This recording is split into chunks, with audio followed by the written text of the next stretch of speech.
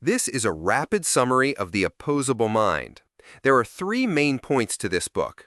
First, the book introduces the core concept of integrative thinking, which is the ability to hold two opposing ideas in constructive tension to produce a superior third option. Second, it breaks down the four stages of the integrative thinking process: salience, causality, architecture, and resolution. And third, it demonstrates that integrative thinking is a learnable skill, not an innate talent, by examining how successful leaders apply it in real-world business scenarios. Let's explore these points in more detail.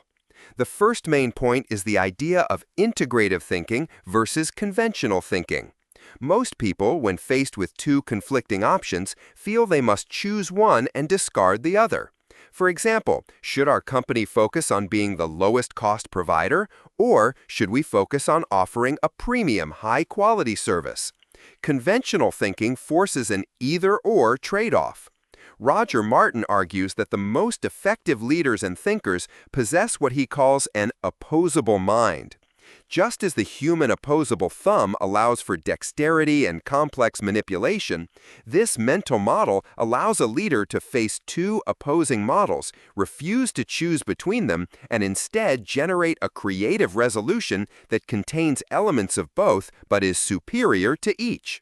It's not about compromise, which gives you a watered-down version of both options. It's about synthesis, which creates something new and better. The second main point details the four-stage process of this thinking style. First is salience. This is about deciding which features of a problem are important. Conventional thinkers tend to simplify a problem by discarding factors that seem contradictory or messy. In contrast, integrative thinkers actively seek out and embrace more variables, welcoming complexity. Second is causality. This involves analyzing the relationships between the salient features. While conventional thinkers often look for simple, linear, one-way relationships, integrative thinkers map out more complex, multi-directional, and nonlinear causal links. Third is architecture. This is about visualizing the whole problem. Conventional thinkers often break a problem into small, independent pieces and address them sequentially. The integrative thinker, however, keeps the entire system in mind, constantly thinking about how the parts fit together as a whole. And fourth is resolution. After holding the tension through the first three stages, the integrative thinker is able to design a creative outcome that resolves the conflict between the original opposing models without making a trade-off. The third and final point is that this is a practical, learnable skill. Martin provides numerous examples to prove his case. A powerful one is A.G. Lafley, former CEO of Procter & Gamble. P&G faced a classic dilemma.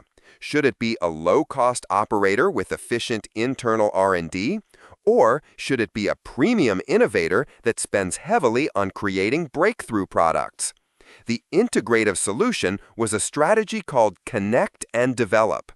P&G began actively sourcing over half of its innovations from outside the company, partnering with external inventors and institutions. This allowed them to access world-class innovation, the premium goal, while keeping their internal R&D costs more manageable, the low-cost goal. They achieved a synthesis that was more powerful than either individual strategy. In summary, the key insight from the opposable mind is that our most difficult challenges often present false dichotomies.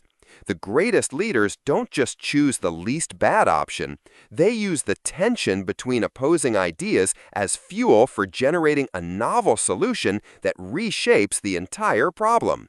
It's a powerful mental model for moving beyond simple trade-offs and toward genuine innovation.